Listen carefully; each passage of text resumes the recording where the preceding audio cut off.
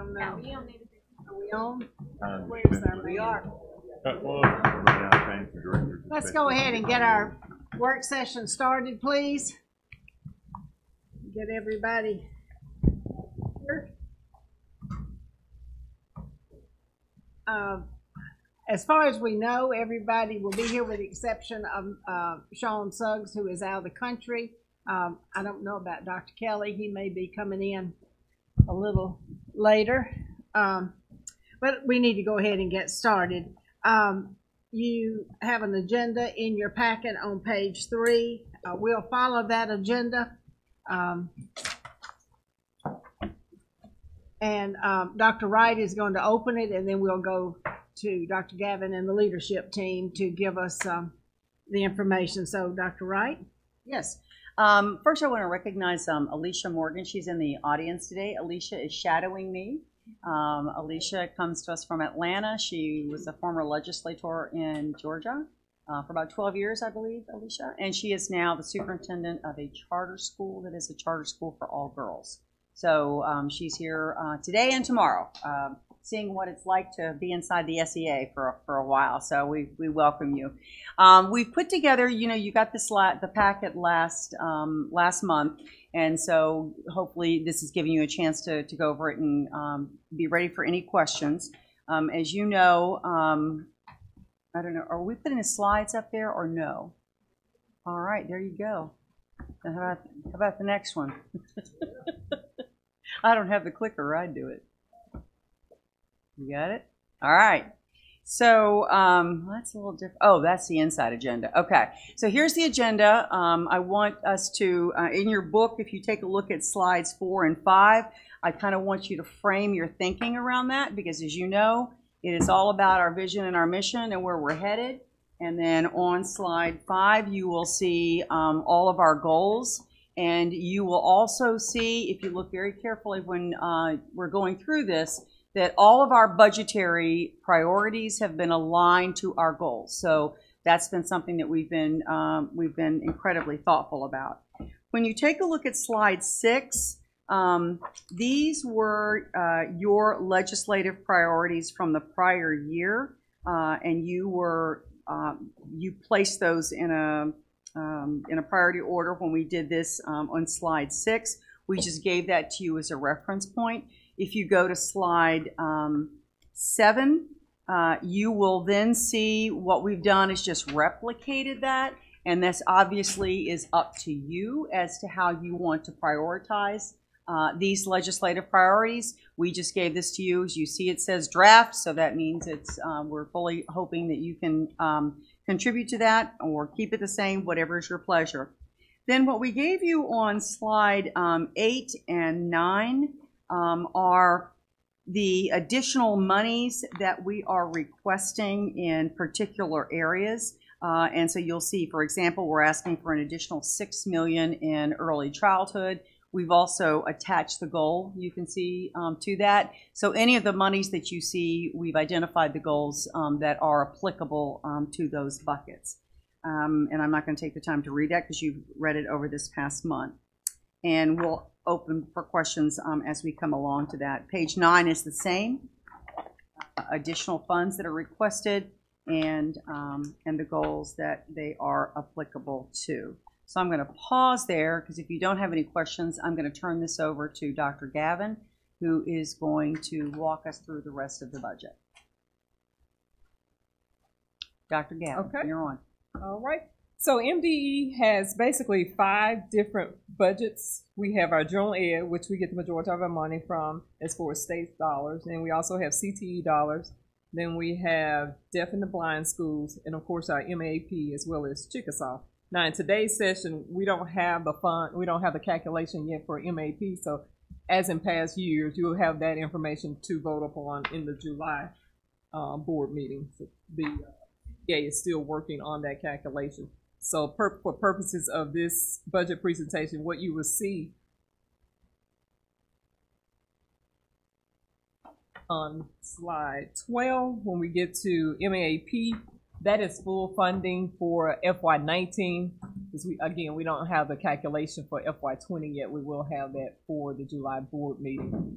But the next slide, slides 12 through 14, what that just gives you a glimpse of is just kind of let you know how our funding is broken out. The majority, when you hear, MDE has this huge budget, $2.8 billion, as you see, majority of that is MAP, which goes out to the district. 89% of our budget is MAP, 3% is Voc Ed, Chickasaw is 0.73.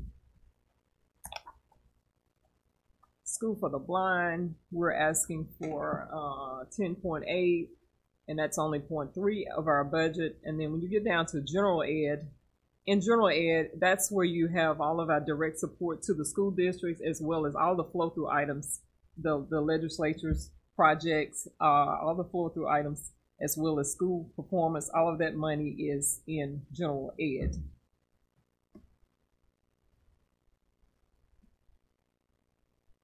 Get down to general ed MDE operations, the 24 million, that's what we literally have to work with inside the agency. So as you can see, only 0.86 of our $2.8 billion budget is actually for the operation, is for the staff, and whatever goes on inside this building is only 0.86 of the entire agency's budget.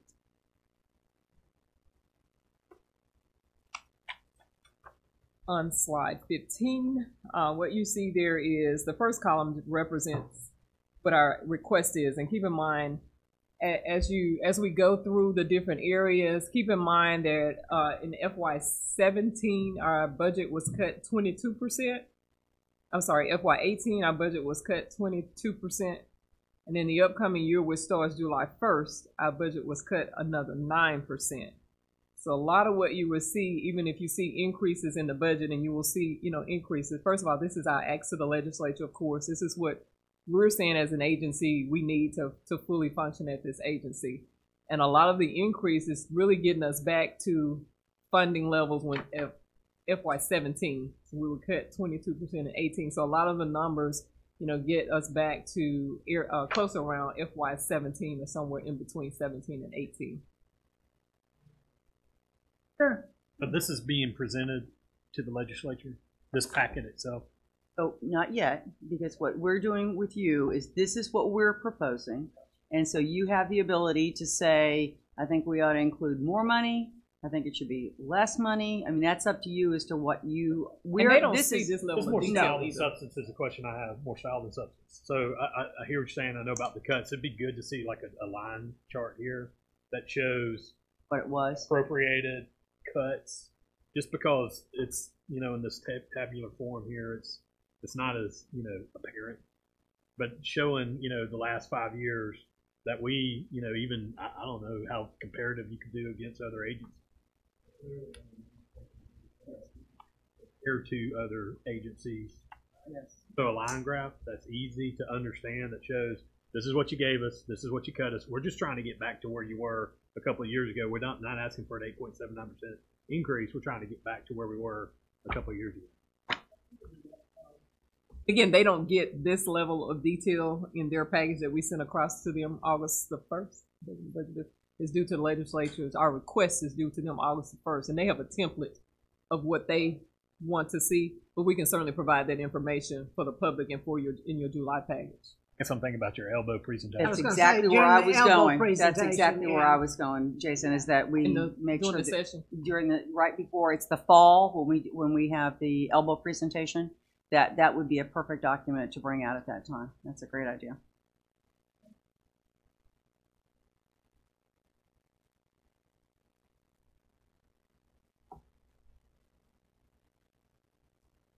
Right, so next we will have Dr. Benton come and present the CAO's budget highlights for FY20.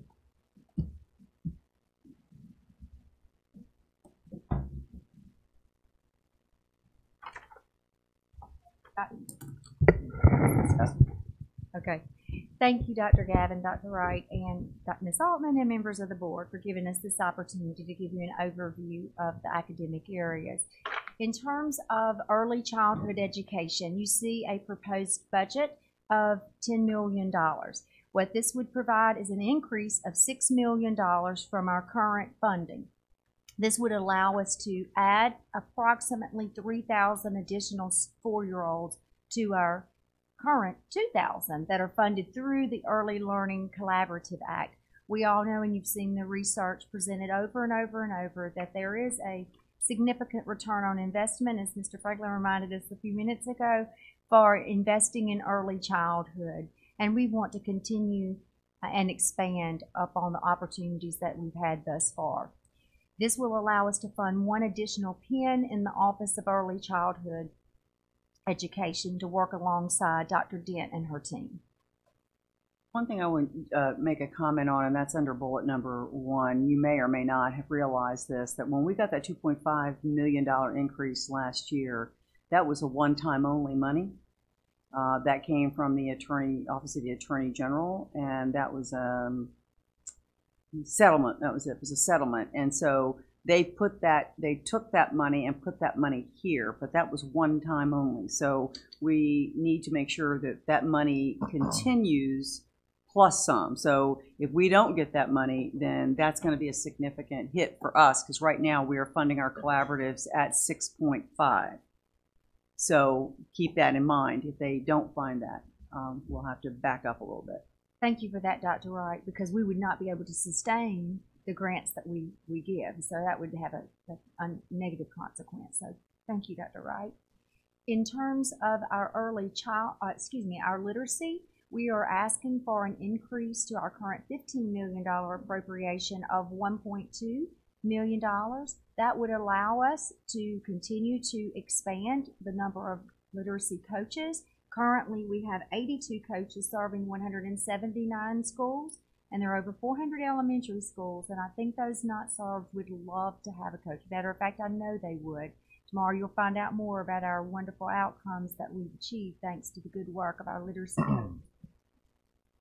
It would also afford us an opportunity to provide more in-depth professional development. In our subcommittee, Dr. Elam was talking about the need for us to make sure that we are messaging to the field about the increased rigor and expectations. And while we've done that for the past 2 years of the bar is raising, we want to be sure that we're very public facing with that. This would allow that, and in addition to help teachers know how to take that data and really drill down to the individual needs of students and provide that diagnostic prescriptive support. Children, when they exit 3rd grade, they may still need support, and we'll work with those 4th, 5th grade teachers as well. Literacy resources, we're continuing to grow our resources out to not just meet our students that are currently in the elementary schools, but those that are exiting and still need that support. We also want to continue to fund our screeners. You approved a methodology a month or so ago that allows us to reimburse on a per pupil level for the screening tools that are in place. And in addition, we'd like to hire 4 individuals. As we've expanded the capacity of our literacy coaches, we need to make sure we have a structure in place that allows us to keep improving and support, monitor, and improve upon our efforts. Questions? The next bucket of work for us is our Superintendents and Principals Academies. As you'll recall, we had those for 3 years. Then we lost funding through budget cuts. We are asking for this to be restored at $500,000, $500,000. That's what we've had previously. Mr. Kent worked and provided a lot of oversight and really the direct instruction. We used an evidence-based program based out of Lamar University, and we built our capacity internal if we had the financial resources to continue that work. Superintendents are asking for that, and we want to serve as setting superintendents, but also those that aspire to be a superintendent. This appropriation, if we receive it, will allow us to do that and also address principals as well. The PD efforts, the gains that Dr. Wright shared with you back in January and February, we know reflect the solid investment that we've had and placed in priority on professional learning opportunities for our teachers. We're asking for an increase of $373,000 to bring our appropriation to $1 million. That's what it was. And then we have continued to be cut, and we need that restored. We would like to expand our online professional development opportunities and use the platform. We have a platform, Canvas, but we need to build out those courses. I would like to tell you that as our data that we shared in our subcommittee, when you look at our on-demand professional development coordinators that are going out as when they receive the calls from district, that coupled with our professional development delivered through our RESAs, just from July 1st of 2017 through April the 20-ish of this year, we've touched over 20,000 teachers and administrators. Just to imagine what we could do if we could expand that reach. Our high-quality instructional materials initiative that we are launching, it's going to be critical that we invest and support our teachers through this process. Our secondary education, you know the good work that Jean Massey and her team have done for the past several years around middle and high school innovation work and redesign. We want to continue and expand that, and this appropriation would allow us to do that. Again, we've had diminishing budgets, about half of that the past 2 years, so we want to really provide a funding mechanism to expand that work and support the Innovation Lab Network that was recently launched, as well as our middle school initiative. Questions? Next, Ms. Kirsch works with the detention centers, and we're asking for an increase of $600,000. The reason for that is that we have 15 centers, and each of those centers are designated through their local board of supervisors to provide services, the detention center services. And they do not educational services, because while they're incarcerated, if you will, or held in a juvenile detention center, they still must have those educational services.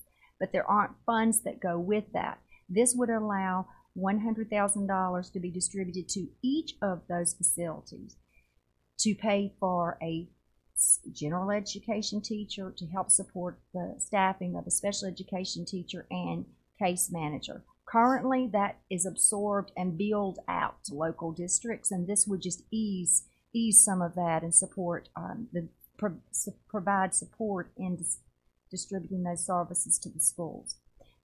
I don't want to go down the road too far on this, but about how many students are in detention centers? It varies.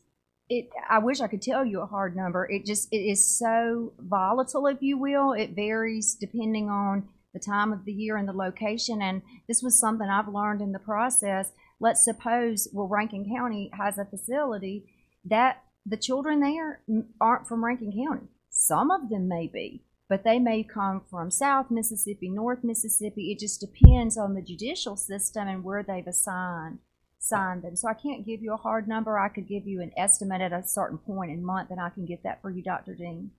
And probably an average per month per center, because the kids are in and out. And I'm just curious, the remaining costs, what percentage, any idea the remaining costs will be? It varies as well. Some districts, for example, I'll use Jackson, has a detention center.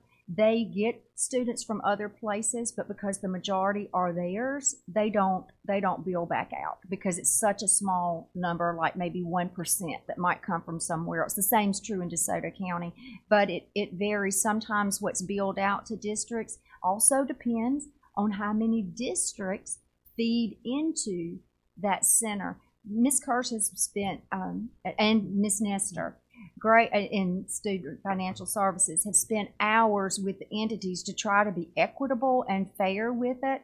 It doesn't even matter if you ever have a child that goes to the detention center. You could have a child. And so our thinking on this was, let's remove some of those barriers and try to get more equity across. A teacher costs more than $60,000. That's currently what they get. And they are required to have a teacher for every content area and for students with disabilities. I see Mr. Bailey it's a tough deal. I'm telling you. You probably think this is a grand thing. You just never know how many you got. You're providing teachers for that. Of course, the funding mechanism is a little bit messy in that you got a lot of districts. You have to prorate that out. But you know, so important to a special population of students. But we're going to pay for them one way or the other. I mean, we can't turn them around. We about to pay for them in incarceration or however. So, the important part of it, counselors involved in that, and of course, then the behavioral specialists and then the system that kicks in. So it's a unique combination of people surrounding a set of young people. Get you those numbers. 150 students versus 1,500. I mean, what's the magnitude of the challenge? Like that on the average by center. I think an average. Okay, I mean, I understand that they're in and out. Okay, Yeah. I'll get that By- for you by center. By center probably. I be. can do that. Let me write that down. Okay, thank you. All right, moving along, the Mississippi School for Mathematics and Science. You see here a request for 4.5. I'll just estimate there $1 million. This looks like level funding as you look at the next page where it's broken out, but what this actually is, it allows us to maintain the increase in funding that they are receiving this year, which is of $175,000. I think you know well, you've heard us present over and over, and especially Dr. McConnell, the good work that takes place at MSMS and the outstanding attention they receive nationally from and statewide because of the large scholarships, and more importantly, because of the outcomes and the post-secondary success of our MSMS graduates. MSA, we are asking for an increase for MSA of $370,000. The Mississippi School for the Arts is located in Brookhaven. Unlike the Math and Science School, which is housed on the campus of MUW, and a lot of their infrastructure needs are taken care of through the university facilities, MSA is in a different position. They have some aging facilities. They needed new roofs that we've had some assistance from Mr. Craman and his team trying to patch, if you will, servers and technology. And this increase is needed to address those deficits around technology and, quite honestly, to keep up with the inflation associated with utilities and repairs of their facilities. And their students do extremely well academically and in post-secondary and career when they exit our campuses as well.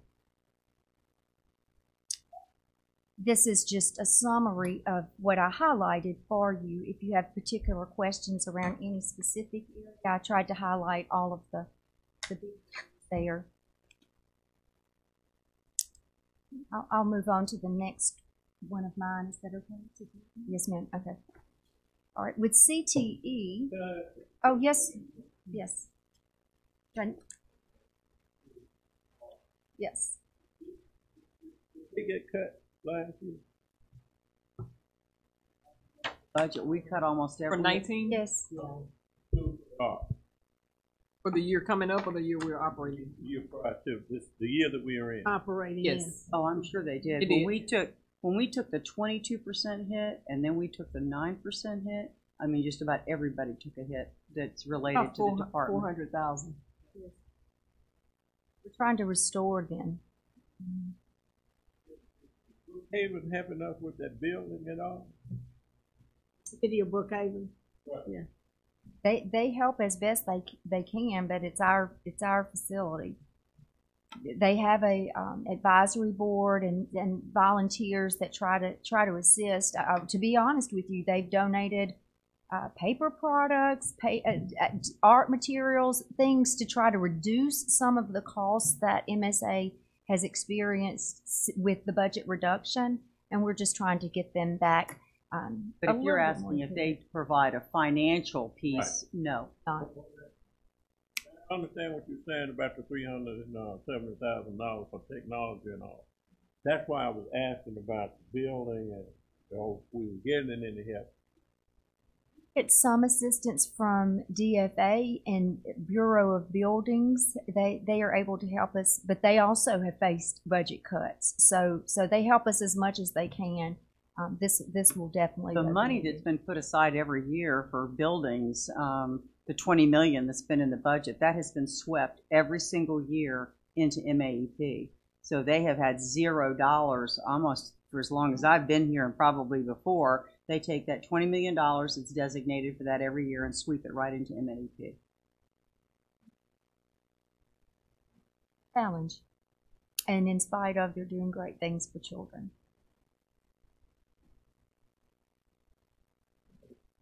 Yes, sir. Moving to career and technical education, we're requesting an increase of $4.2 million to bring the total appropriation through state funds to $85 million. This will help fund a number of things as well as expansions for our current programs. Some of those items include our CPAS, which is a skills-based assessment for our program completers, our students that complete 2 years within one of our pathways, our career program pathways. This additional funding would help us maintain the ongoing annual increments in salary for teachers, which will allow us to meet that and retain the teachers and the programs we have, but it'll also allow us to add additional programs that are, and I really want to emphasize this, we're only adding programs that are aligned to industry needs within that particular community. We're working very closely with workforce development to make sure that our business and industry partners are working in those school districts so that our programs align, and it leads to meaningful employment when our students complete those pathways.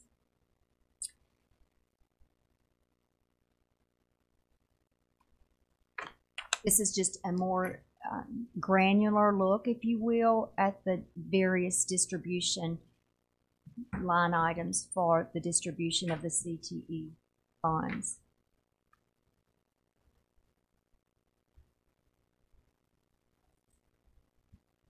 We're requesting level funding for the schools for the blind and deaf.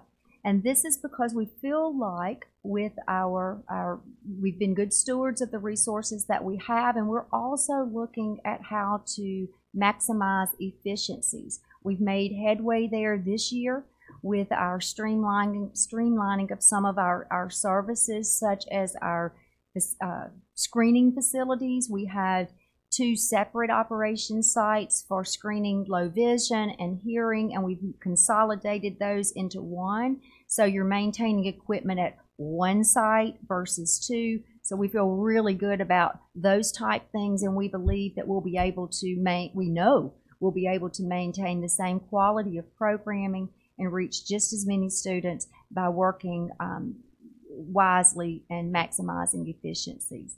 You see here how many students are currently served on site. At MSD, we have 100 approximately, and it varies, 116 students on campus, 77 on campus at the School for the Blind. These are both residential schools as MSA and MS. The difference is that these boys and girls come on Sunday and leave on Friday versus MSA and MSMS, which are there 7 days a week.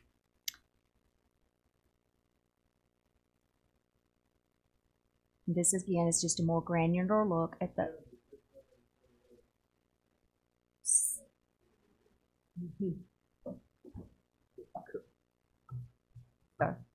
okay, and that concludes. Have questions? Questions of Dr. Benton on her area presentation? Thank you. Dr. Vanderford is coming to the table. I failed to introduce Sharon Roselle. Sharon is our budget director. She replaced Gracie. I don't know if all of you have had the opportunity to meet Sharon. Good afternoon. The Office of Teaching and Leading is asking for what would be overall about a $249,000 increase. That's for 2 additional pins to help with assist staffing capacity in the Teacher Center and Educator Licensure. And 2 additional pins for training that will support the professional growth system. So those 2 combined are about $249,000.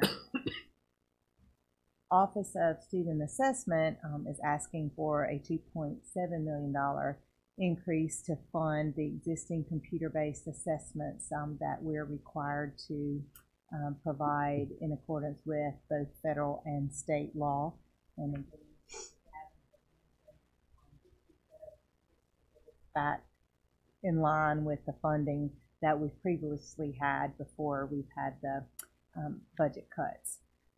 We are asking for approximately $600,000, and this is a new request to establish an Office of Test Security, likely within the Office of Student Assessment, to investigate testing irregularities in accordance with state statutes. So currently, we are conducting these investigations as needed.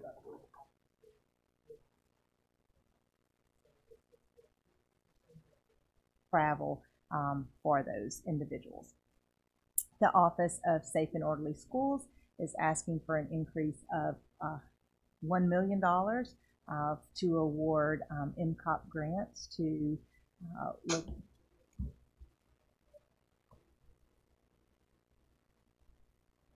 had this grant. We've had this grant for quite some time. Of course, this has also been cut over the years, so this $1 million increase actually gets us back to the original funding.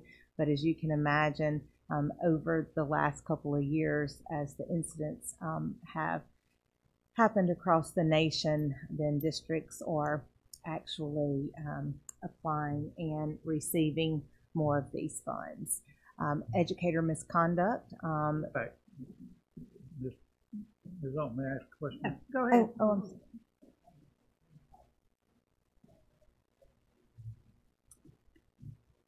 It is, but it's not. I mean, it's allowed. It's been allowed to be cut or reduced. Oh, that. But I'm just saying, why are we requesting when it's there, baby? This is Lieutenant Governor Reeves' program. Well, districts. I mean, there's been an increased demand for the funding, and so we're just asking to be able to fund all of the districts that are making the request. We've been funding the requests through the process to districts, and we've utilized all of our funds, and we've had additional requests. I think what's happened with the additional requests coming in, I think, and Paula just mentioned it, there's a lot more of an emphasis around school safety than there ever has been before. And I think I shared with all of you that we've partnered with Homeland Security to train our SROs and our SSOs in how you deal with situations such as those that have been experienced around the nation. And I think the superintendents are just seeing a greater need than they have before of having positions. So we were honoring their request to ask for an increase. And we know it's legislatively funded, but we felt that it's important. There are some schools that have nobody, and so this was a way to get more SROs out in the schools. More than just legislative funded. This was Lieutenant Governor's program. That he initiated it, passed the bill, the whole shooting. I'm just saying, why is it a part of our MDE-led budget request? On behalf of the Office of Safe and Orderly Schools, I mean, we're trying to assist district in their needs to ensure the safe and orderly school environment, and we're seeing that districts, it costs less money to fund a security officer, an SSO, and those are not armed. I think what Mr. Franklin's asking is, why is the department doing this program instead of Lieutenant Governor? Is that your question? Are we the fiduciary agent? We're the fiduciary agent of it? Is that the well, we're conducting training. No, that's not the question. Where's the money go? From the Treasury to the department, or the Treasury to the legislature?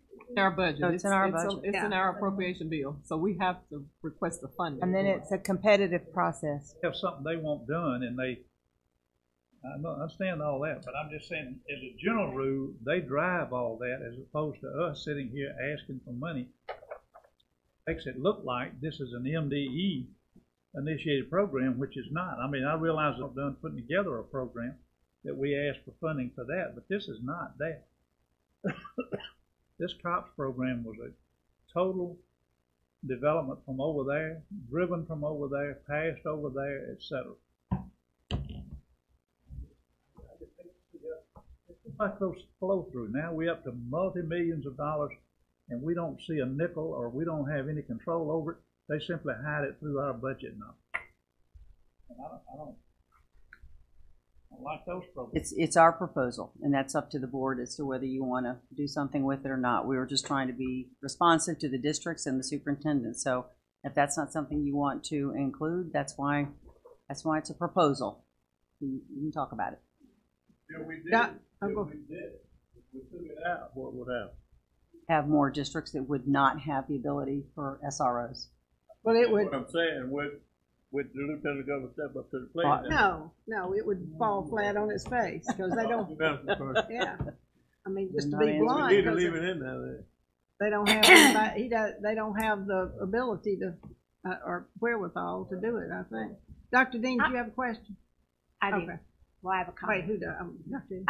Dean. This came up, excuse me, in our academic subcommittee meeting about, and I can't remember how it came up exactly, but anyway, I raised the question if MDE was going to have a seat at the task force that Governor Bryant announced, I think yesterday, about school safety.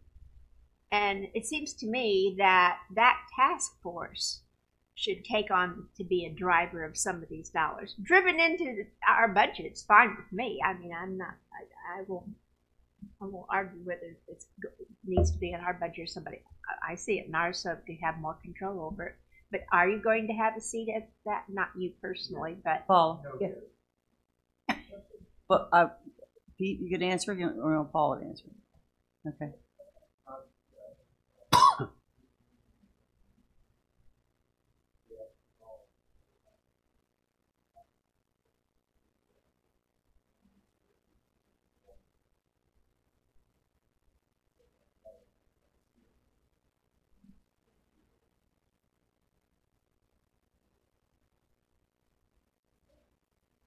The partnership with Homeland Security has really been very, very positive and very well received. So, Okay. The Office of Educator Misconduct is asking for a approximately a $53,000 increase for one additional pen, again, to increase the staff capacity to investigate the allegations of misconduct based on the Code of Ethics and in compliance with statute. Finally, the Office of Accreditation is asking for approximately a $400,000 increase to conduct our own site visits. As you know, it was initially funded at $500,000 per year, and based on the recent cuts, I mean, we're down to about $100,000, and so we're trying to that back to its initial funding. I have a process question. It's been a minute since I read a budget for the department. Are all these line item appropriations, or are they? No, not Oh, in our Walk me appropriation. through that. I get the 5 budgets, and I know there's multiple line items. I know about the flow throughs. I know about MAP and Chickasaw. But all these requests that we're asking for increase, are they individual requests for increase, or are they part of a larger budget? They will be, there's a budget sheet that is provided by Elbow, and it will have specific line budget codes that we will have to fill in. Not as much detail as you see here. There's no, that you won't see, they won't see this level of detail. And then we get our appropriation. And you allocate it pretty much how you want to allocate it in certain areas anyway. But no, they don't see this level of detail. This is just kind of to help you see what our thought process and what we're trying to fund. But Sharon, you It's all want to part of speak the to her? MDE operational $24 million. Yes, all of this will be, if you flip to, turn to page It's on page 14. 14. 24, 4 million. Right. So when Most we of everything that we're talking about, 7.8. So all this adds up to 7.8. well, I mean, I'm give or take, yes. I Right. mean, Yeah. that's the Okay, increase numbers over first, I better be FY19. Specific. Yeah. But whenever they see it, they don't see it to this level. So when we say we're asking the legislature for 400,000 here for a pen, 200,000, well, pens are different, I know, but 100,000 here, 50,000 here, they just see our request is at this level, and then when Dr. Wright does the elbow presentation, she can get into the explanation. That's of why. exactly what I did. What I was But gonna they're say. not controlling. Once the bulk comes back, Right, you're right. It comes back to us, and then we go back. And so let's say we're asking for 7, I'll make this up. We're asking for 7.8 and we only get 6. So then that means we as a team have to come back together and say, okay, We wanted another additional 1.8. We don't have it. So what are we backing out of these requests in order to come in at what we've been given? So, yeah. They do not go through, well, they haven't. Well, I take that back. One time the governor did a line item refusal, denial, but typically it's all in one lump sum. Okay, thanks. But in her presentation is when she justifies hiring more people. Why we're asking. Or why we're asking for this amount of money, and gives results of what they've done with their previous money. Okay. Okay. Any other questions? Well, I don't have a question again, but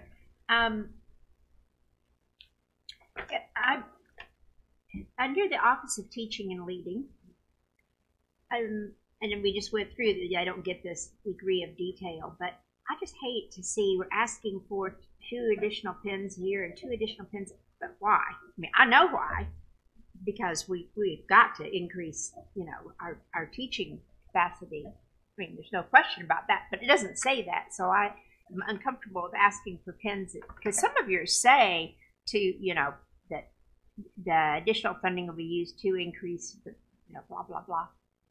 So I just think that I think this, when it gets down to presenting to the legislature, I think that it could be more.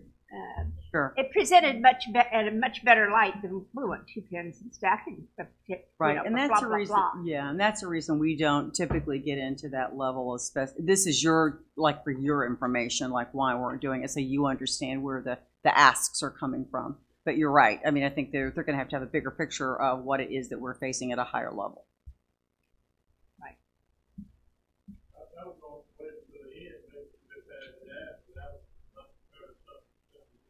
How many additional pins are we asking for than we Total? already have?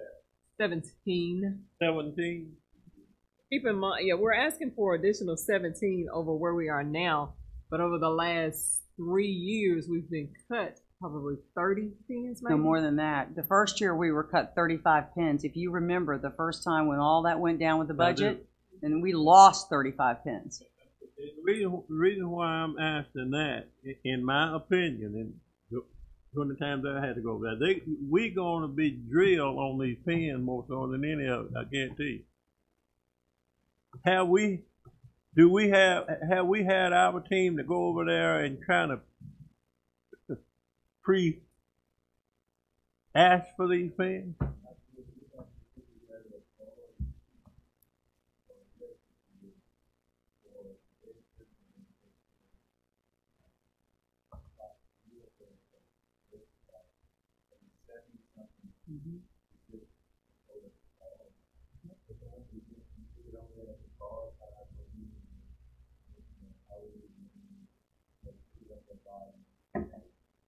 Budget constraints, I guess, or whatever, they've not allocated those pins. But they allocated pins last year, but they didn't give us the funding for it. Remember that. Mm-hmm.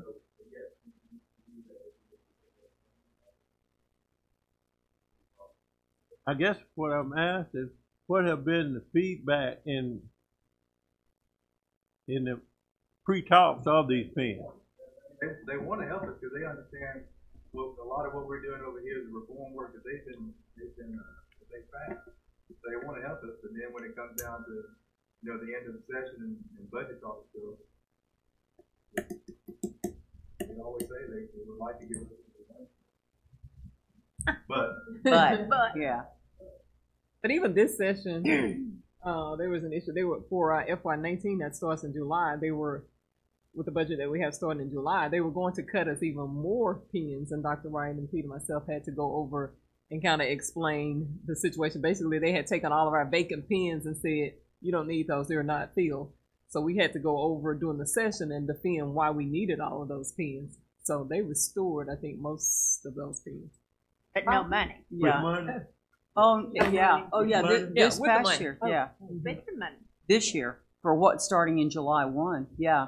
But what they were going to do would have been a much bigger hit than that even they were purporting. So what it was looking like was one thing. What it was actually happening was something totally different. And that's when we met with them over conference weekend and said, let me walk you through this. This isn't what it looks like. And so they had not realized that Elbow had cut us as deeply as they do. See, that's part of the issue, is that Elbow makes decisions without contacting the agencies. So they will just simply say, oh, you've got X number of pins, we're just going to take all that away from you. And not without us saying, and many of those positions were already advertised.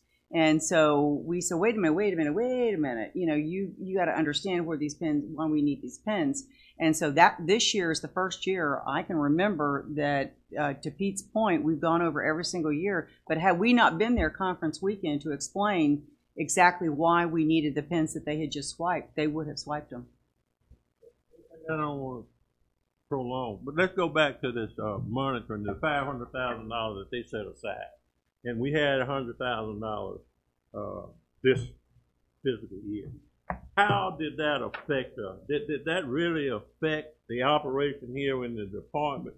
Oh, by of course, not having to send those people out? Of course it did. We did not conduct the audits of we conducted the investigative audits that we had to conduct, but we completed 3 or 4, maybe 5 compared to the 25 that we had been doing annually. So we basically suspended the annual process of going in to districts. So the $100,000 that we had for this year, we had to reserve for not just the routine audits, what would be actually an investigative audit that another program office came to us and said, we need assistance in this district to follow up because, for example, they have some serious special education concerns, and we fear that there's other, so we reserved our funding for that.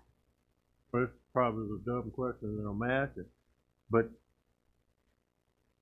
and I'm sure the department have given some consideration in prioritizing what we think we may get in pins or where they should go versus just asking. For an example, if we really need more pins with that $500,000, have we kind of prioritized?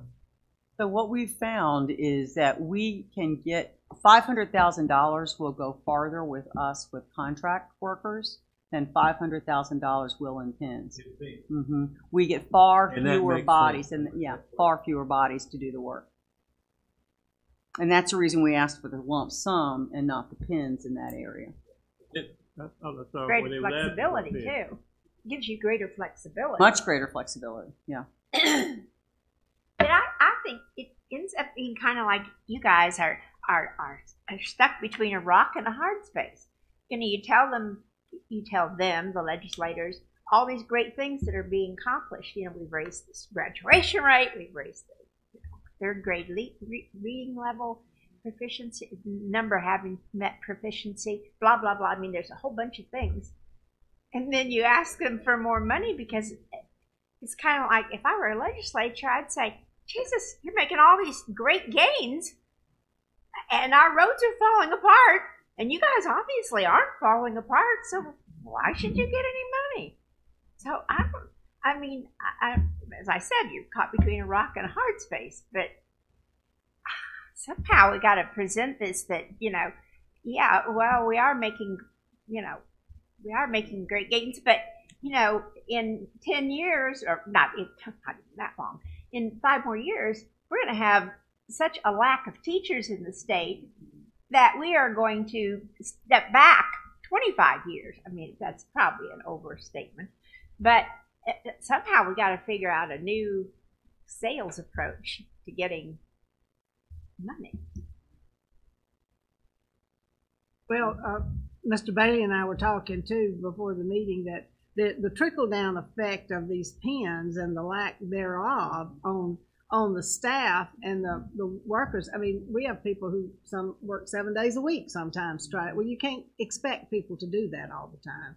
And so they burn out and you lose good resource, expertise, whatever, because they get tired and they think, well, I'll go over to this other agency and get off work and go back to a district. Or I'll go back to a district and I can leave every day at 4 o'clock. And so there's a lot, but you're right. And what is the first thing that they all get out when they're on the stump and talk about what they've done? Look at our reading scores, look at our graduation rate, and which is great. I mean, that's okay. But you have to understand it takes money to be able to do a lot of this work, and it is between a rock and a hard place. There's a point in there where people get more to do than they can do well. Exactly. That's exactly right. That runs downhill pretty quickly.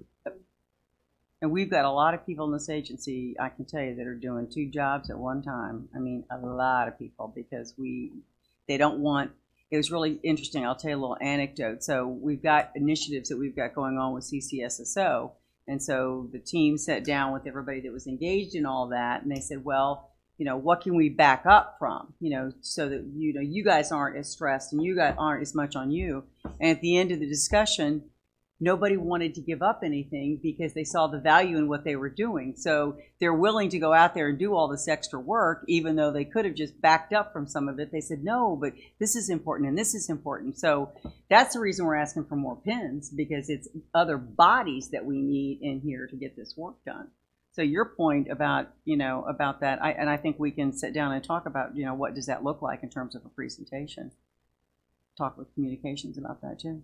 Pete, I heard out of Jason's on line items and Pete's, and you know, and Mr. President, on the front end of this thing, is there anything we can do to better educate those around us so they'll know where those pins are indicated versus a lump sum, rather than have to come back at conference weekend and sell it when they're about to cut them. So anything we can do on the front end of that, which I know we've tried to do, but I think that's a theme that I heard come out of this. Is there any way that we can say, listen, there's 17 pins there, and by golly, we need every one of them. Here's why we need them, versus just looking at a 17-pin lump and them deciding that we do or don't. So, good point. Very good point, because when you go over there to present, that they're gonna drill you on those pins.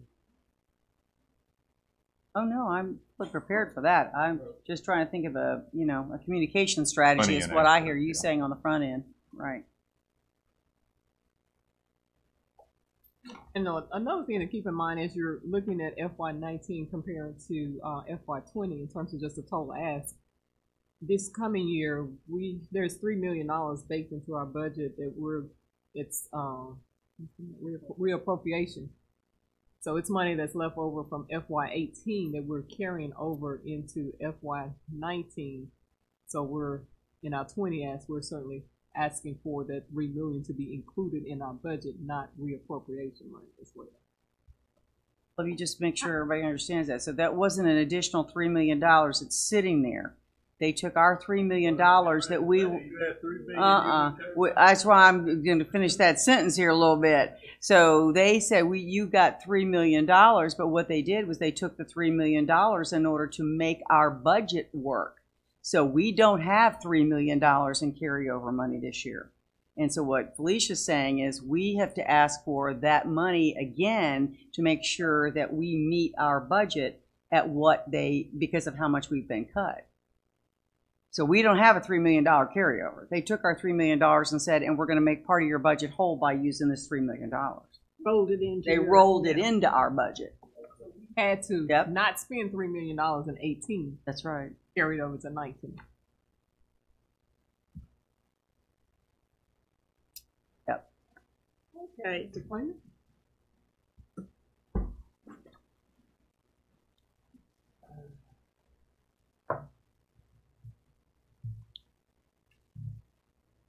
The Office of Technology and Strategic Services has in the request $6.275 million.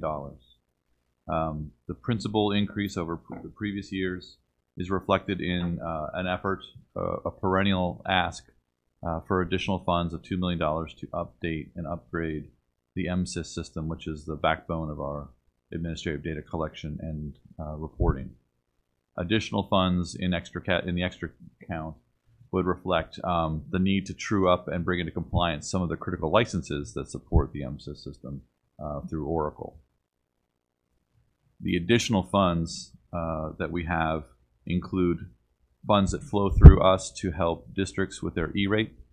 E-rate is the federal program to help bring on bring fiber and high-speed internet to the schools, both through laying fiber and connecting the schools to the fiber backbone, but also building equipment into the schools to allow the internet to flow through the building. We have additional funds for assisting districts with other technical services, supporting their network and security. And the bulk of the money, rest of the money covers us for our personnel through salary and benefits. And that is our request.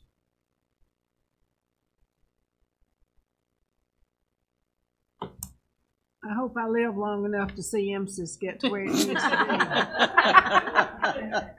I think I'm going to have to be like Methuselah to get there. It's been every year. Yeah. Any other questions? The next few slides are the offices of kind of the support staff behind the scenes. The Office of Educational Accountability, that's Sonia Amos's shop with the internal audit and public reporting. Her request is $846,000. That's just actually, it's pretty much level funded in that office. No major increase or decrease there. The next office is... So this is where the internal audits obviously are, and given all the audits that we've been through, why are we level funding that? Not that's internal audit. All of our external audit, or where does that go? That'll fall under Chief of Operations.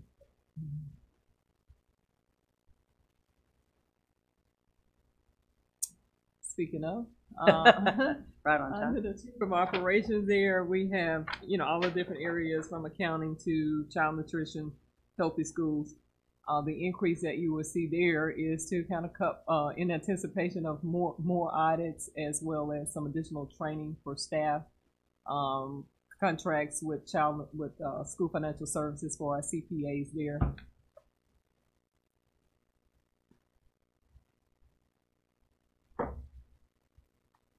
Staff, Dr. Cole's office there, their ask is $463,000 there.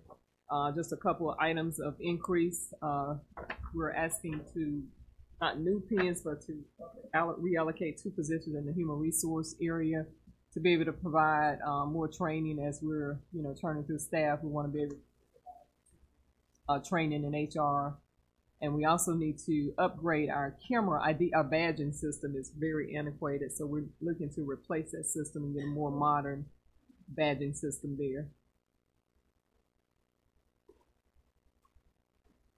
Our next area is the Office of Communication and Government Backup.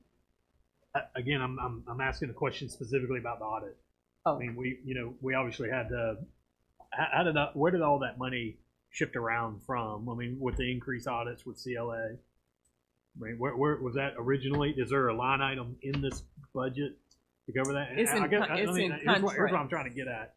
If we have this scrutiny that's regular, are we addressing that in the budget? Because I don't want to have to go through the whole let's find the money to be responsive. I want to in advance, say we're putting an extra couple $100,000 in here because we anticipate this not to stop. They're asking for this money. Where is that? No, you bring up a good point, and I don't know if we've included any kind of an increase, for that. Did Felicia? Is that? I did. Okay. It's under the Chief of Operations on page 35. If you just kind of look it's in the. It's the very last item. $1,000. Can we quadruple that? You can do whatever you want. I'm asking the board, I guess, now. I mean, this is the time I'm being a little flip. To be honest with you, you understand what, before all this is over, you understand what you go out and do. I'm being a little flip, and I don't want to just throw money around because it's serious business. But I do think, though, that this last year, I don't know why that's an anomaly. I don't suspect that would be any different in coming years. Well, actually, first century stuff was different, but then after that, the intrinsic or forensic audits and it might change though. We're going to have change of state officials. Yeah. Well, we're I don't know. Be careful of it could be worse. Is all That's I'm exactly say. right. I mean that as a compliment. Do I? All right. Yes, Well, ma'am. actually, what you will see, and you'll see this in your at board meeting tomorrow. We're presenting the contract for CLA to do our upcoming FY18 audit, the year we just closed. I think their scope is a lot less this year than it has been in the previous year. I think we only have one single audit, and that is child nutrition. They're not looking at SPED. They're not looking at any title, which is Right, but when the state auditor requires, these audits, and I don't suspect, given, recent history, that should change. they can't charge. Now, OSA can't charge when they come in. I know, but we have to come up with the money to pay CLA out of this budget, and I'm asking if that $100,000 feels like that's enough, presuming that this will continue on. So I think what Jason is saying, if I'm hearing you correctly, so let's assume, because you even said it's strange that they're only coming in to do one single audit. So let's assume that down the road, the auditor says, you know what, I think I would like special ed and federal programs and all of this audited, which would increase CLA's scope. And I think what Jason's saying is $100,000 sufficient money to do that? And we don't know. So I don't want to have to deal with this that's what he's saying, midstream, right. where I we're heard in the what you're middle of saying. a fiscal year. I Yep. mean, because this Have is to come back and- projecting Yep. expenditures, and Yep. I know that we don't know, but again, let's not. I think what he's saying is we need to go back and look at that and possibly increase that line item. Yeah, I don't want to be. yeah. No, I'm with you on that. That's Flip on, that's I a good said point. $300,000. I made up that No, number, I but know. if we say it's going to be another $150,000, then I'd like to probably see that put in there, so we don't have to find the money. No, that's a good point. And come That's a back and really- do an and amendment come back and and do all it. that, Yep, yeah. yep, yep. Okay, good comment. Question, please, on Yeah, page Mr. 34. And we have lamented about this, and last year we got the thing about all these flow-throughs. And why are we asking for money? I want to go, you just look at some of the Mississippi Symphony. I know. I know. Going to ask for money. Let them deal with that. If they're going to send it over here for us to write the checks, I understand all that. I know how it does. But why are we saying this is a part of our budget request? I don't think any of those flow-throughs ought to be a part of our request for funding. We get no benefit from it. We have no control over it, etc. And there's a lot of money in there. Talk about that every We year. have that Every year. discussion. I have noticed. That's the same question, Madam Chair. If we would take that out, What's the process of that? You have to go back to the legislature and say, look, we're not doing flow through anymore. I mean, is that what that looks like? if we just I'm take it asking. out, We'll put it back in. I don't see us being advocates and putting on our thing here, advocating for some of all these flow-through programs. So let me just bring your attention to one that we, actually there may be more than, there's two of those that we feel very strongly about. One is Algebra Nation, because that has been a huge success around the state, and we wanted to expand that. And the other one is the literacy-based promotion pilot with Amplify with our data coaches, because they are showing really good evidence that they are working. Those are the two ones. Now, the Microsoft Academy, that got totally eliminated, I believe. Was that it? And we still have, is that the reason for the 250? Because I've just, to Mr. Franklin's point, were we trying to ensure that the academies that were still there had funding? We got them in 19. We got it in 19. There was nothing in 18. So it's really not an increase. Oh, but it's back over from 18. So that's just a level of funding for the Microsoft Academies. Thank you for thank you. So the two that we've asked them for more money are Literacy-Based Promotion Act pilot with Amplify and Algebra Nation. Those are the only two that we feel strongly as a department with the reform work we're doing are showing evidence of success. Departmental initiatives that help our children, et cetera, and so forth. But I don't these see others, us advocating for vision screening, sight savers. Those are out-of-state companies who came in here years back Got their and money, through yeah. lobbyists got some money, and they paid it through us. It's been going on for No, years. we're in agreement. I mean, Pete and I one time got called in and said, so tell us, I'm going to pick one. So tell us about the New Learning Resources, Inc. And I'll just pick that one. We'll go, we have no idea. I mean, because this money gets put in our budget and we literally write a check to New Learning Resources, Inc. So when this stuff comes in, we cut checks and out it goes. That's exactly right. I don't know if you can control that process from over there, but why would somebody looks at our budget, it looks like we are requesting, and we don't have a dog in that hunt. Well, we've been very clear with the legislature that those are the only two we're supporting, are Algebra Nation and I'd like to see them pull all of them out, other than those two. and reduce them back to level funding with the exception of those two? He's talking about not make the ask at all. Not having them in the budget at all. I don't know. Have we ever tried to do that? We Before talked I about We it. left? talked about it, and Been around and Not around since about I've it. been here. Talked about it for the last 2 years. On Sharon page- said we've done it. Yeah. We did it several years ago. Okay, so Pete says, yeah, eliminate the whole thing. well, I mean, you could maybe put them on a separate piece of paper. And pull them out of the budget. Well, to be honest with you, we have made this statement to the legislature and our ed chairs. If you gave us this money and not line itemed it, we would be coming back asking for less money because we would use this money for what we are asking for. And we have made that statement, that whatever this total amount is, Yeah. And see, the problem with 91 million. not asking for it, when they when they get our budget request, no, and they that's get not to the right. bottom Where's the line, plug? and your total is $11 million less than it was, and they give you that number and still give you these line items. What's Then the you have to pull it somewhere what's else. the total amount of the flow throughs? 11 million and It's on 11.3 million on page 13. Oh, it's way in the back. Okay. Page 13. Okay. Just like the school performance program. Back to your thing, that was their issue, but they took $5 million out of our budget to make the school performance program whole. So that they were short $5 million, they needed 25, and they took it out of our budget. Okay, well, I know we've done this before. I would say on our, whatever page that shows our budget wish Tasks. list, $1 million for Flow-throughs are on 13 and 14. right. But if you look on page 8, all right, so you add up $6 million for early childhood, $1.2 million. Right. No, Our let's not talk about asks. MAP. What does all that add up to? Probably less than $11 million. I would say this is our list, and we're taking it out of the flow through. 6, 7.2, 8, 9, 10, 11, 12. 13. Our ask came to 7.8, and this is 11. But on page 8, like Rosemary's doing, it's probably around 15. Yeah.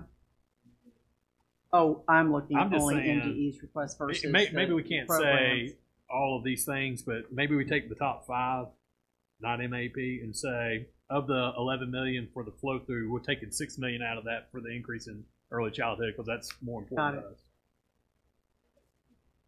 Yep. Y'all know what they're going to do. Like, that's nice. Goodbye. I mean, But we can rearrange that way. Well, I will give one thing. Weight Watchers is not in here anymore. No, it's not. It was on here for a long Long time. Well, then maybe that's how did you get it out? I don't know. Well, I can Hard tell. to do. It wasn't appropriated for. The They didn't appropriate lobbyist the money that for was it. pushing for it is no longer no pushing longer for it. there. Yeah, or no longer working. Added in on a No, it's conference nothing. weekend at the last minute through the community college thing. Is where it came from. all of Yeah. these are line items, though, right? They are. Line Yes, items. the flow The through flow our through line. are line items. all around. Large school appropriation comes from. Hattiesburg, Hattiesburg. Yeah. May not be. Southern Miss thing. Well, you look at who the new mayor of Hattiesburg is. It's no longer over there. That may change. That's been in there as long as I know. It's been there yeah. forever. Yeah. This is an academic exercise, Yeah. but I like the style of it, saying, look, that's great, but we're not advocating for that. What we're advocating for is, and we're going to show you where the $6 million for early childhood is going to come from, a concomitant decrease in these flow throughs, and they're going to say, that's nice, and then at the end of the day, they're going to do the line item how they want, but I like the messages. But I do like the message that it sends, and I think that's a really important part of that. So let us rework that to do exactly that, even if it's something that we attach to the, and do it that way. I don't have a problem with the doing that fact of the way. matter is, I would bet that most of them, if one of these is not their pet project, most of them don't even know they're in there, and the magnitude of it. What do you think, Johnny? Something's not what they started. Now, I said if this is not one of their pet projects, the remainder of the legislature probably does not And even that- realize that's it's in exact- there, and the magnitude of the impact. All of them's got their own little special Yeah. things, Yeah. their pins they're pushing. And as long as you leave theirs alone, So let's do that. Let's make a note. some of these are not, these are strictly out-of-state folks who have a lobbyist here that they pay money every year to get that money to flow through. And for us to say we're advocating for that through a budget request or somebody to use that with a legislator, oh, MDE's asked for this money. Oh, How did a couple of these get zeroed out? I mean, they're non-existent. How did that happen? How could you do that and not some of the other ones, like the McGee They- Enterprise Learning Lab? They Why took is them that out. The gone? legislature Legislature took them out. appropriated. Some of them. Yeah. Some of them they do. Well, New Pete's chair. saying a new chair. Somebody died, somebody didn't. Oh. New chair took it out? How about the dropout prevention at Star Academy? All of I them. know it's out, but just because somebody's no longer chair of the committee.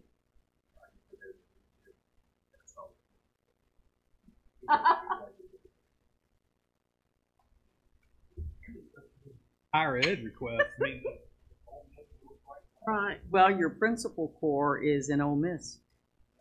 that should be a IHL. Let them go fight IHL for Well, scraps. and the autism program and the Dubard School and all that, those ought to come through IHL. Let us play with this a little bit, and what we can do is bring it back to you in July and let you see what we've done. How's that sound? That sound like a plan? So you were on chief of staff, and then you went to chief. You're up. Way up there. Okay. Because I think we basically level funded communication and government relations, do we not? Well, that was it. Make it work. And keep going. Go ahead, Dr. Gavin. Page, the state superintendent's page 40, I believe. Yes.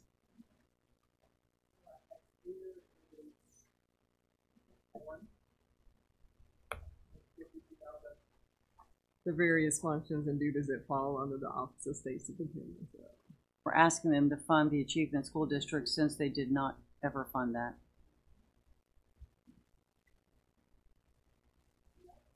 That's it.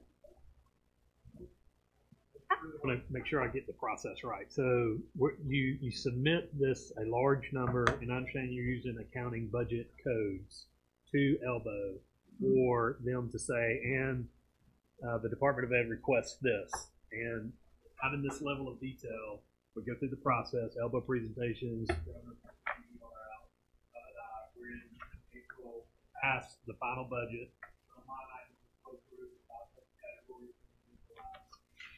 Come back, you guys know what you have to spend in the department, and then decisions are made around each of these individual categories. That's exactly Will they go, no more Down. than, That's exactly right. I don't remember ever, do we, Not once through typically. this, it's just, that's. Once you guys pass it, typically, we don't, I can be honest with you, since I've been here, we've not varied much from what we've showed you. It all depends. It's just like when we get cuts. When we got that, all these cuts that we get, and usually you've got about a week's turnaround time to get it done. We've got to go through and meet as a team and say, okay, we got to come up with $8 million. What can we, Right. what can we cut? And that's kind of what we do then when the budget comes back in. Right. And so any unforeseen issues come up that require resources that's not covered in this, do you have to ask the legislature or So we write have to some? find it. So let's say It's in our budget. Yeah, but I mean legally, or from a I don't know where this question is going, but if you've submitted to the ELBO your budget request, all right, and they gave you money based on that request, but then other things come up that weren't in that original request, you don't have to go back to the legislature. You just have to explain how you spent the money. Depends on what department you are. Some departments go back and say, we need money. Let's be very clear about that, because during conference I week. guess the easy way to ask the question: the money's fungible, and we can move it around how we want to. Yes. We have the Yes. discretion to We've move got the money. We're not discretion. locked and loaded Right. into these categories. We Right. have No, you flexibility. can flow from one category to the You other. don't have department heads Except for in the here. flow through. But except for the flow. Except for the flow. But the other part that I think is important that we seriously, and this kind of frosted me no end at conference weekend, as we're sitting there talking about our budget and begging for the pins that they cut because they didn't think that we needed it, and begging for additional dollars. Here sits somebody saying, "Oh, whew, I just met with the Medicaid, and they're in the hole of $8 million. We got to come up with $8 million for Medicaid, and the Department of Corrections." And I mean, they went through 4 agencies, probably totally, what would you say, 25, 30 plus $1 million that they had to find to make them whole in their budget. And we're trying to just maintain, what we've had, and we've come in at budget every single year. We're not running deficits. We're not ever doing that. What Dr. B, happened we have if you lump did? sum appropriation to Well, What if then, you overspend $2 million? well, then and they'll they, make you know what they whole? have the ability to say? Then you need to go right back in your budget and find the $2 million and come up with it, because we're not giving you the $2 million. And they have the ability to do that. But have they ever? You've never been in I deficit. know, but did they do those 4 agencies? No, they the made them whole. person sat right there and said, "I got to find all this money to make them whole." is that they're playing a game. They're saying, oh, And it's so their, what if we overspend $2 million? In the end, but it's their they're gonna ball come up and their rules. We don't want to do that. No. But I just Oh, think we can't do we that. are, we are Politics. good fiscal stewards of our money. Name the agencies that Governors, Medicaid, corrections, child protection, CPS, the Child Protective Services, and DHS. those are all cabinet level, Yes. not commissioned like this. I mean, I think that's a Absolutely. big time difference in what happens when you go into a deficit. We're responsible as That's opposed right. to That's right. That's right. A governor appointee. yeah. All right. I'm sorry. You're saying something? we're a lump sum Conference weekend appropriated can be quite agency, scary, so can't we it? get Yes, to it can. decide, how we spread our Need money to bring between the pot. And you better plan to be Thanks. there. Mhm. travel, commodities, whatever. Only thing we You're have responsible for an audit, but you'll have to have legislative. You can be there and they'll strip you if you That's don't want true. to. That's Not there, they're gonna sure enough. So what we'll do, we'll take all your input, unless you've got any other questions, but I don't want I to have- end. Sure, go ahead. I'm sorry, I didn't mean to cut you And off. it's not a question. Well, it's concern. And I know this is draft. It's well marked that way. But maybe since we have time, we should have a little bit of discussion. I don't think it sells well, just as a presentation, to have your priorities, your legislative priorities, exactly the same last year as for 19, and then make them exactly the same for 20. Oh, no, we didn't want to be presumptuous about what you felt your priorities were. All we did was we just replicated what you had before, but that is so up to you as to you rearranging your budget priorities. And those are, if you look back on page, 8 is where, that's the fiscal priorities, but 7 is what is, 7 is what we presented to you, and you can rearrange those any way that you want, or add or delete. Can you pull that back up to 7? But we'll have several shots at this, right? no, you'll vote on this in July. Yeah. Pete, do we give them a copy of the, I can't remember, normally in the past, we didn't give them this book the last year. No. So what we would have to do is create, to give them the legislative process. Yeah, that's what I was thinking. Yeah, That it's a separate document. This all comes later when we start meeting with them. Right. Yeah. But what we'll ask you to do is to put it in the priorities that you want it in. How do you want it to look? And that's going to be on page 7. But at what point? Not at the July point of when we vote on the budget. This is later that we start working on the. Well, we've legislative always done it at priorities. the same time, to be Okay. honest with you, just All so right. we're very clear on what are your priorities. So, Okay. we All put right. And if you want to rearrange any of those, now would be a good time to let us know so that we can bring it back to you. So if this isn't in the order that you want it. Well, I think based upon what some of the board members have said and discussions that we will be bringing forth in the coming months, that this teacher, right now it's bullet number, and at least I think it should get more emphasis, teacher, principal, professional development. It's the same thing as it was last year. It's in the same spot. And I think it's broader than, I don't know that development reflects it. As I just mentioned, you know, we have a true, I mean, and it's been, in the newspapers we have a huge teacher shortage. And not only do we have a huge teacher shortage, we also lack a lot in diversity.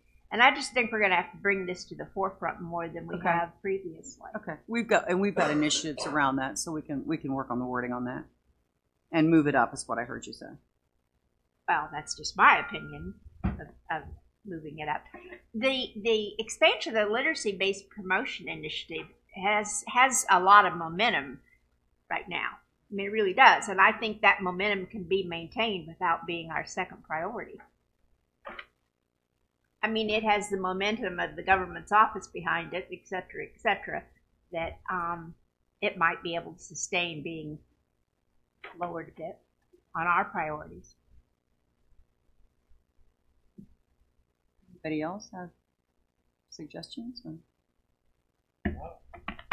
Just on that one thing, that literacy-based promotion initiative, we sure don't want to de-emphasize it, you know.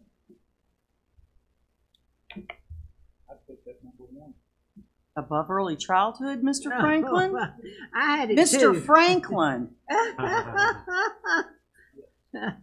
I'm not making that note. Until we can get Quentin to pay for our early childhood, I'm gonna leave it number two.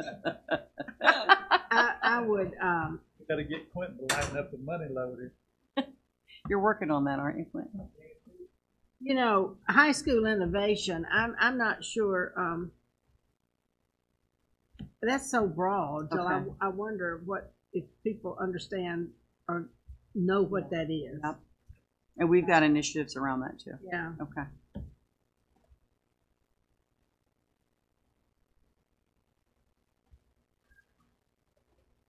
Anybody else have other suggestions? Full funding of MAEP.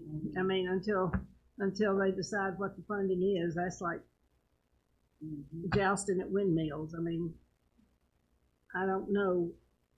Dropped that over the years. I mean, I remember it used to be top priority when I first came on the board. That was Yeah, it like, was. well, we just can't make it if it's not fully funded. But Now that I'm looking at this, I don't see in John Craman's budget, unless I'm missing it, we had the increased technology for schools that had been $3 million, but Felicia, I'm not seeing that.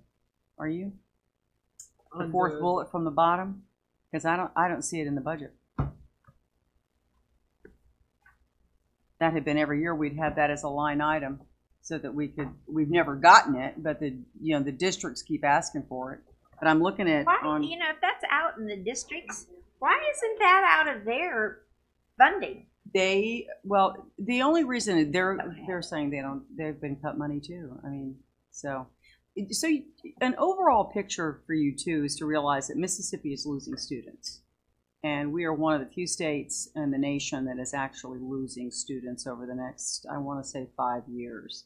So keep in mind then that that's going to be fewer and fewer dollars, out to the district. So $3 million is a drop in the bucket compared to what's needed. But this was going to be kind of like a mini grant system so that people could put a proposal in and go through that. But what I'm not seeing, Felicia, I'm not seeing it in that line item in our budget this year. Okay, so we'll just delete that? Okay.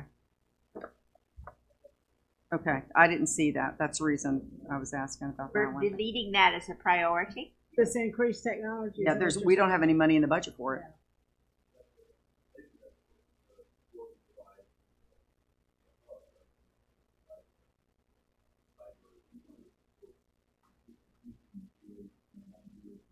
Right.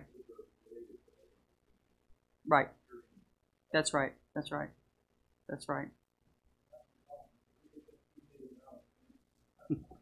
Okay. Okay.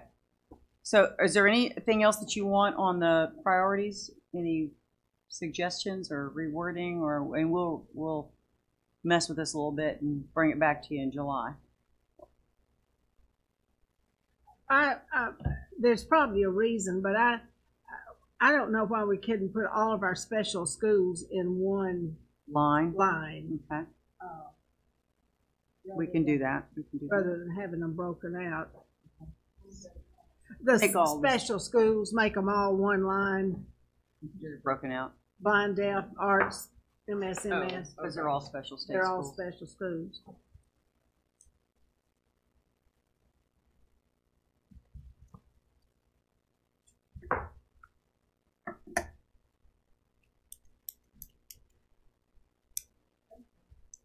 Anything else? Anybody else?